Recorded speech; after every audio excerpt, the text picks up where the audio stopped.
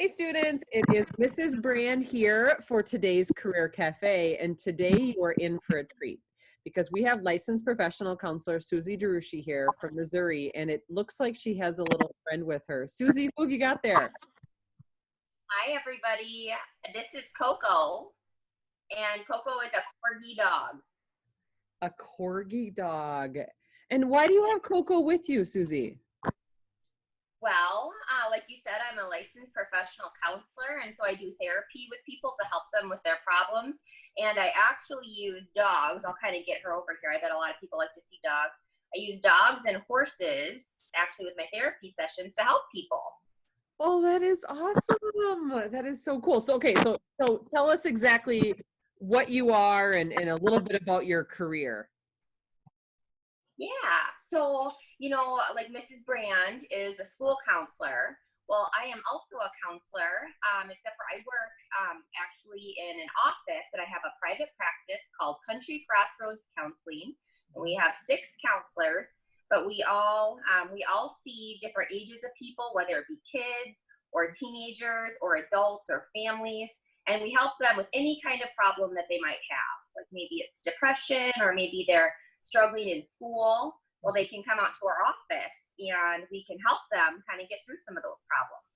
I love that. And you're not alone in your office. You've got some animals. How do you use the animals in your therapy? Right. So sometimes when people are kind of having just a rough day, Coco, and I also have another little dog, Cece, she might pop up here in a minute. They like to sit on people's laps and people can pet them. We also might go for a walk and they get to bring the dogs for a walk with them. When I use my horses in therapy, we actually go out to a big riding arena and I might set up an obstacle course and we might do a couple exercises with the horse through the obstacle course and we might kind of talk about your problems, how those might be obstacles for you, but you can get through them and the horse kind of helps us with that.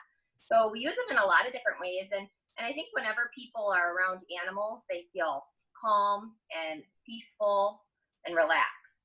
Yeah. Oh, absolutely. So if one of our fourth graders wanted to be a professional counselor, what do we have to do to become one? Well, you've got to continue through your school and graduate from high school. Mhm. And then you would go on to college and you would get what's called a bachelor's degree, which is 4 years. And some people might get that degree in psychology or social work. I know with mine, it was human development and family studies. And yet, Mrs. Breon, what was your undergrad major? My undergraduate was in psychology, so Psychology. related to yours. Yeah. But you couldn't become a therapist right after that, right? Oh no. So then we had to go on and do a master's degree in counseling. And so I did that at South Dakota State University. And Oh, then in order to become a licensed professional counselor, then you do 2 years of supervised clinical experiences, which means that you work in a setting where you see people and you help counsel people every day and you're supervised so that you can get your license to open up your own practice if you'd like to do this or work in an agency setting or a court or anywhere you really want to do counseling to help people. okay. So in addition to being a counselor, you're also a boss of other counselors. Right, Okay. right. What are some of the challenges of your position? Well, I think sometimes, kind of lining everybody up and making sure that they've got their clients. Here's a picture of some of my counselors that I have. I don't know if you can see it, but just Yeah. kind of them up and making sure they have clients, like that can be a challenge. Mhm. I think sometimes when I counsel people, some of my struggles or challenges might be every once in a while I get somebody that might not be ready for change yet in their life. And so sometimes that's hard to work with people that aren't ready for that. But usually when the people come and see us for therapy, they are excited and ready and willing because they know that their life is about to get better. And it's a very positive experience for them. That is wonderful. So what is your favorite part about being a counselor? My favorite part about being a counselor is that every day you get a new experience because you work with sometimes new people each day and they actually feel better when they leave your office. So they might come in and they might be kind of down or sad or anxious. And once you kind of talk to them and you help them set some goals, and I teach a lot of like what we call coping skills, which means that they learn tools to help them feel better. And so when you notice people start to feel better, it's very rewarding. And I think that's why a lot of people join this field, is because they want to make a difference in the lives of others. Yeah, absolutely. Now, you said you went to college to become this. Now, what's like kind of the most memorable things for you in college? I think that going to college, it was a lot of fun because you got to take classes that you were really interested in.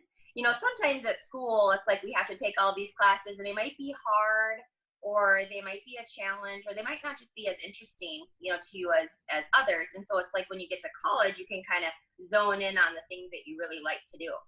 I also found it really helpful to be involved in different clubs and activities in college.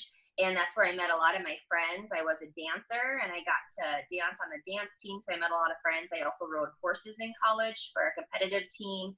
And I joined the Spanish club and all sorts of fun places. And so I think just really getting connected and meeting people that were similar to you and like you was probably one of the best parts about college, and taking classes you really liked and were interested in.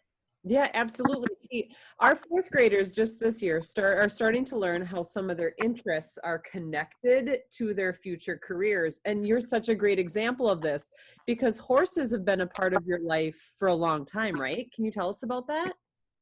Right. Yeah. So growing up, I grew up on a farm actually in Minnesota, a couple hours from where you guys are from. And we had horses our whole time growing up. And so we got to do 4-H and FFA, and we got to show. And then that kind of created a lifelong journey for me with horses, as far as always just incorporating them not only for fun, for showing, but then also in my career. And so to use horses and love them and share them with others has just kind of been, it's just kind of been a lifelong process, I guess. Yeah, absolutely. Now, did you know in fourth grade that this is what you were going to do, or what are some other jobs or careers you thought you might have over the years? You know, when I was thinking about that, I always kind of had it in my mind that I wanted to help in some way, but at first I thought I wanted to help animals. And so I always thought, man, if I could be a veterinarian, that would be a lot of fun. I thought that would be a really awesome career. And then, but I always knew I kind of wanted to live out in the country on a horse ranch and have horses and somehow help people, but I didn't really know how. And as I got older and I got more interested in humans and how they interact with each other and how their brain works, I decided that, you know what, it would be awesome to be able to help people, but use animals and nature in that process. When you were in fourth grade, did you know that this job existed? I did not know that people could do this. I had no idea that this was even a possibility. And so kind of one of those things that it's like, if you have it on your heart and you enjoy something and love something, that you can create that perfect job at some point that might be really compatible with your personality and your dreams and your hope. And Mrs. Brand, I think this is so awesome that you're doing this for your students so they can learn about all the possibilities. Yeah, it's fun. And next year they get to do a career fair. So we bring in like 90 different speakers from around the community so they get to explore. So this is kind of like the first step before that. They've done a little research project, but I love what you shared, Susie. It sounds like maybe their future career is something they haven't even stumbled upon yet. Maybe something they don't even know existed. Right. Right. Yep. Yep. And I think too, as people get older, it might change. So you might start out thinking that you want to do something, and then you learn more about it, and then something else comes on. So it's okay to kind of explore all different careers and all different possibilities out there. Yeah, I love that. So like at Meadowview, at the school where we're at, we learn a lot about different character traits, respect and perseverance and patience. What character traits would you say are important in your line of work? I definitely think that as a counselor, it's very important to be caring Mhm. and to really try to understand where your client is at, or where your person that you're working with is at in their life, and really caring for them. And I don't know if you guys study empathy at all, but Mhm. for others, and you might not know exactly what they're going through, but just that, you know, that they might be struggling, and sort of kind of feel for them. I think you need to have a huge heart if you're a counselor, I think you need to be responsible because you kind of have people's lives in your hands at some point. And I think it's important to be professional, but then also personal. It's like you kind of walk that line of, of kind of really caring and being there for people, but then also knowing that you're a professional. So Susie, what other jobs have you had? Because I'm assuming you talked about college and you've had a long journey. Are there any other careers or jobs you've had along the way? Yes, I have actually. I'm really glad that you asked that. And I think it's important to know sometimes we work jobs to get experience, and at the time it might not be like our dream job, but it actually makes us better in every way. I know like when I was in high school and college, I did a lot of waitressing, and during that time I learned a lot about hard work and everything, and that sometimes we work those jobs in order to set us up for a better life and to teach us things. And one of my dreams is I always was a dancer and a cheerleader, and I always wanted to try out to be an NFL cheerleader. Oh. And so in 2008, I decided that I was going to do it, and I didn't think that I'd ever make it. However, I think it was my time and my year, and so I did. I tried out to be a Kansas City Chiefs cheerleader and made it. And then that next year I was on the team. They actually had a horse that ran named War Paint.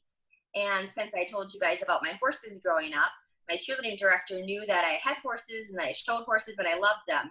And so she said, would you like to be a cheerleader that rode the horse War Paint? And I said, of course I would.